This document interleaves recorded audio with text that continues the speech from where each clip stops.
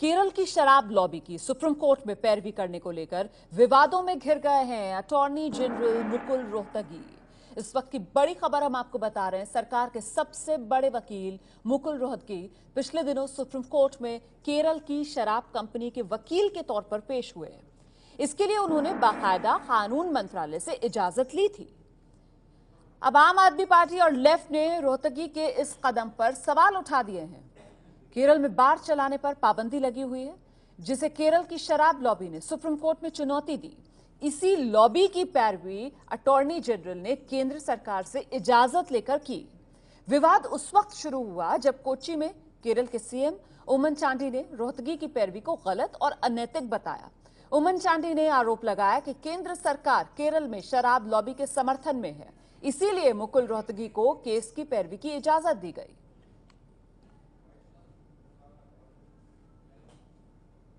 अनिल अंबानी के वो वकील हुआ करते थे और अटॉर्नी जनरल बनने के बाद उन्होंने जो दिल्ली की एयरपोर्ट की मेट्रो लाइन थी उसमें एक ऐसी लीगल ओपिनियन दी जिससे सीधे अनिल अंबानी को फायदा हो रहा है।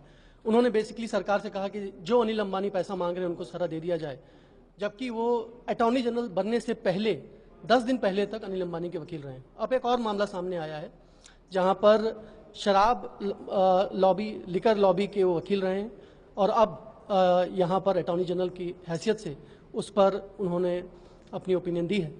तो ये कॉन्फ्लिक्ट ऑफ इंटरेस्ट का मामला है। मुझे लग रहा है कि करप्शन का एक बहुत बड़ा एस्पेक्ट कॉन्फ्लिक्ट ऑफ इंटरेस्ट है।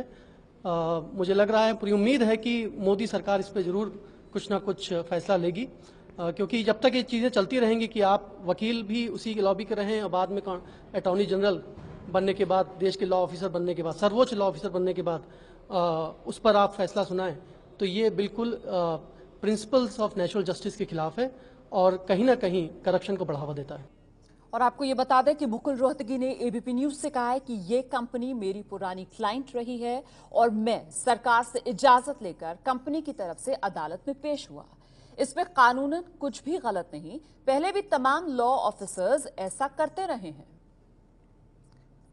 तो अटॉर्नी जनरल मुकुल रोहतगी की ये सफाई इस पूरे मामले में जो सामने आई है। हम सीधे रुख करेंगे, मेरे साथ एबीपी न्यूज संवाददाता निपुण सहगल इस वक्त मौजूद हैं। निपुण, जिस तरीके से ये शराब लॉबी जिसकी पैरवी करके विवाद में फंसते हुए नजर आ रहे हैं अटॉर्नी जनरल मुकुल रोहतगी, क्या इस विवाद की आंच अब एक बार फिर से मोदी सरकार तक पहुंचेगी? फिलहाल संपर्क नहीं हो पा रहा है हमारा निपुण सहगल से। हम आगे निपुण से बात करने की कोशिश करेंगे, लेकिन इस बीच आपको बता दें अटॉर्नी जनरल मुकुल रोहतगी और एक बार फिर से बात करने की कोशिश करते हैं। निपुण, क्या सीधे सीधे अब इस मामले की आंच मोदी सरकार तक पहुंचेगी?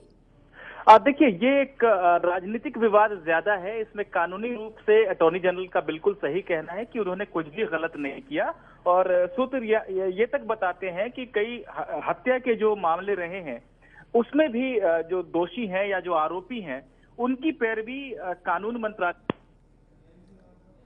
जी, कुछ दिक्कत आ रही है बात करने में, लेकिन जैसा कि निपुण सहगल बता रहे थे कि देखिए कानूनी से ज्यादा ये एक राजनीतिक मामला, क्योंकि कानून की नजर में अगर देखा जाए तो कुछ गलत नहीं नजर आता है, लेकिन राजनीतिक तौर पर यकीनन मुश्किलें बढ़ सकती हैं मोदी सरकार के लिए, क्योंकि बात ये सामने आ रही है कि अटॉर्नी जनरल मुकुल रोहतगी ने बाकायदा सरकार से इजाजत लेकर ही इस शराब लॉबी के लिए पैरवी की थी। हालांकि कांग्रेस रोहतगी को क्लीन चिट नहीं दे रही है।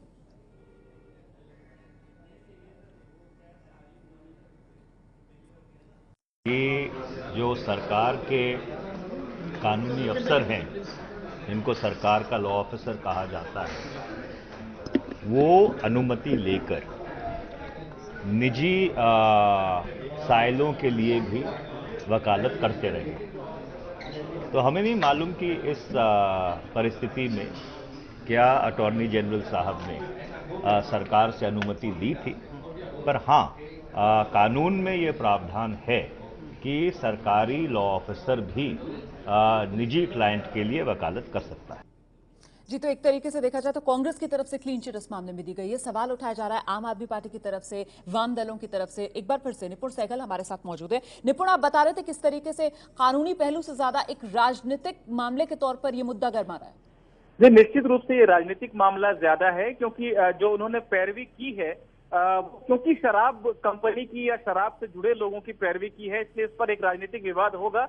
वरना कई बार ऐसे भी मामले आए हैं जहां पर कि जो हत्या के दोषी हैं उनकी अपील पर भी, क्योंकि अगर वो पुराना क्लाइंट है और सरकार का, जब तक केंद्र सरकार का कोई कन्फ्लिक्ट ऑफ इंटरेस्ट किसी मामले में नहीं होता, अगर वो केंद्र सरकार से जुड़ी हुई कोई बात ना हो, तो सरकार के जो लॉ ऑफिसर हैं यानी अटॉर्नी जनरल, सॉलिसिटर जनरल और तमाम दूसरे अधिकारी वो पैरवी कर सकते हैं सरकार की अनुमति लेकर। इस मामले में भी यही हुआ। यहाँ पर एक तथ्य से मैं जरूर दर्शकों को अवगत कराना चाहूंगा कि ये मामला लगभग 3 महीना पहले सुप्रीम कोर्ट में आया था और मामला ये नहीं है कि शराब के बार पर पाबंदी लगा दी गई है और शराब माफिया उसको प्रतिबंध को हटाने की कोशिश कर रहा है, बल्कि मामला ये है कि केरल की नई शराब नीति के तहत 4 सितारा या 5 सितारा होटलों में तो बार चलाने की इजाजत है, लेकिन 750 बार जो मझोले दर्जे के बार थे उनको बंद कर दिया गया था।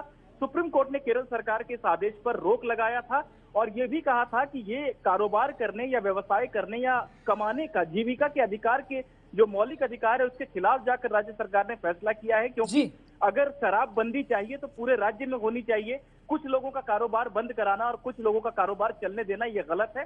तो ये पूरा मामला है मुकुल रोहतगी, क्योंकि शराब कंपनियों की पैरवी करने आए हैं तो एक विवाद होना लाजमी है। हालांकि कानूनन उन्होंने कुछ गलत नहीं किया है। बहुत बहुत शुक्रिया आपका इस तमाम जानकारी के लिए। तो शराब लॉबी की पैरवी करके यहाँ पर विवादों में घिर गए हैं देश के सबसे बड़े वकील अटॉर्नी जनरल मुकुल रोहतगी।